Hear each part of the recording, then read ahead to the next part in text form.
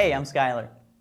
If you'd like to post a picture on someone else's Facebook page with an iPhone, it's super simple. Just download the Facebook app, and once you've signed into it, you'll see your news feed. That's the first thing. So just tap on somebody, and it'll load their page. Scroll down a little bit, and you'll see something right here. It says Share Photo. Tap on Share Photo.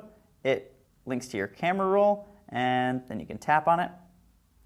You can change the photograph. You can tag somebody in it. So I could tap to tag that and say, that's John Lennon.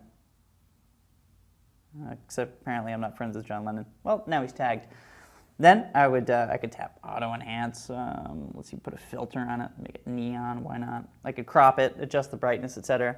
And then just tap right there, and it would post it to my friend's wall. That's pretty easy, huh?